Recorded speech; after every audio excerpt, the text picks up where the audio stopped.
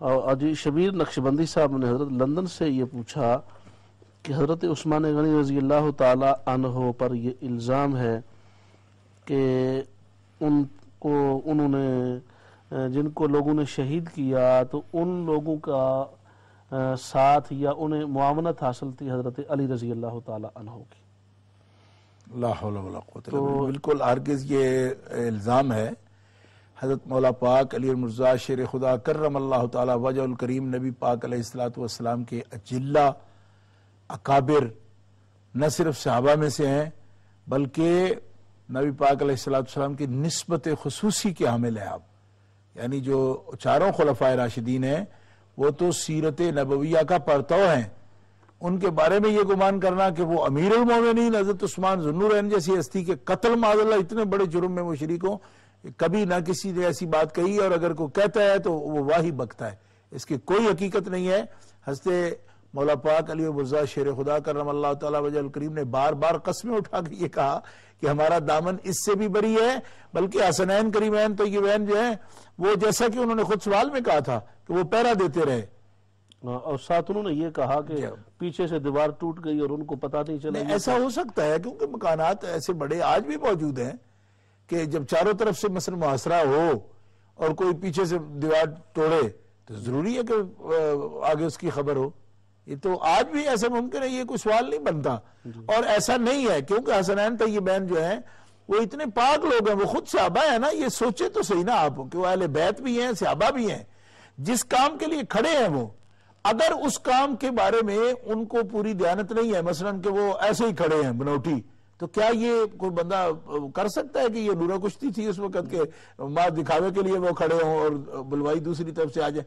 ایسا مطلب جب ہم یطہرکم تطہیرا کا مستحق ان کو مانتے ہیں، نہ تو کسی کتاب میں ایسا لکھا ہے کہ انہوں نے جان بوجھ کر مثلا پیچھے کی خبر نہیں لی، ایسا کچھ نہیں. حضرت مولا علی شیر خدا نے ان کو باقاعدہ ڈانٹا بھی، تمہاری موجودگی میں ایسا کیسے ہو گیا؟ یعنی باقاعدہ اس پر زجر کیا. ڈانٹنے کا لفظ اگر سخت سمجھا جائے تو زجر کہہ لیں عربی میں، کہ اس پر کہا تو انہوں نے یہ عذر پیش کیا کہ ہماری طرف سے کوئی نہیں آیا، اور جو لوگ ادھر سے گزرے ہیں ان کے ساتھ باقاعدہ ہمارا مٹ بھیڑ ہوئی ہے اور لڑائی ہوئی ہے. یہ تو قاضی ابو بکر ابن عربی جیسے لوگ جو اہل واسم والے انہوں نے بھی اس کو لکھ دیا ہے، یعنی جو بالکل اہل بیت کے خلاف بھی رائے دینے پہ سے نہیں چوکتے، تو انہوں نے بھی اس بات کو نقل کیا ہے. باقی یہ رہ گئی بات کہ مولا پاک کا دامن آلودہ ہو معاذ اللہ، اس کا تو ہم تصور بھی نہیں کر سکتے، اس لیے کہ آپ جو ہے آپ اجلہ و اکابر، بلکہ میں تو جن صحابہ کرام کو میں اپنے ذوق بھی اور مطالعہ کی روشنی میں بالکل تصویر مصطفیٰ کہہ سکتا ہوں، مولا علی سرکار تو ان میں سے ہیں.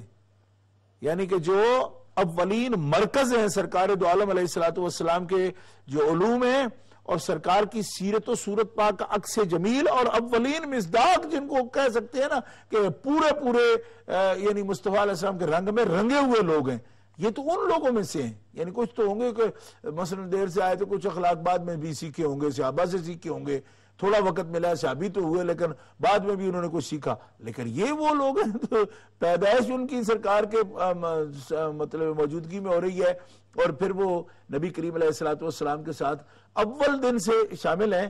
اس لیے ایسی باتیں ان کے بارے میں سوچنا ہاں ممکن ضرور ہے، کیونکہ معصوم تو نہیں ہم مانتے ان لوگوں کو، لیکن یہ تصویر ہے سرکار دو عالم کی صورت و سیرت کی، اور منزہ اور مبرہ لوگ ہیں. اللہ تبارک و تعالیٰ جل شانہ نفس کی تکلیفوں سے، بلکہ جتنے بھی درجات صوفی بیان نہیں کرتے کہ نفس کی منزل ہے، پھر قلب کی منزل ہے، پھر روح کی منزل ہے، پھر فنائیت کی منزل ہے. یہ ساری منزلیں صحابہ تو ایک نظر میں طے کر جاتے تھے. آج اگر صوفی کوئی لگتا ہے کہ وہ پہلے مثلا نفس کی منزل پہ، پھر قلب کی منزل پہ، پھر روح کی منزل پہ، پھر فنائیت پہ جائے، تو پیارے مصطفیٰ کی جاذبہ تو وہ تھی کہ جس پہ آپ نے نظر کرم فرمائے. تو مولا علی جیسے لوگ، ان کے بارے میں ایسی گندی بات کہ مطلب یہ تو کبیرہ بہت بڑا اکبر الکبائر ہے کہ امیر المومنین کے قتل کے بارے میں سوچا جائے. ایسی بات نہ کسی کتاب میں ہے.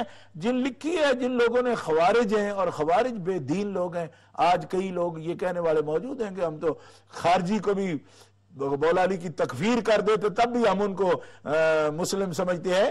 تو یہ ان جن لوگوں کے کوئی ایسا دماغ چلا ہوا ہے وہ اس قسم کی بات کر سکتے ہیں، ورنہ سرکار مولا پاک کی محبت ایمان ہے، آپ کا بغض نفاق ہے. تو ایسی ہستی کے بارے میں ایسی بات کہنا یہ عقل کے بھی اور نقل دونوں کے خلاف ہے.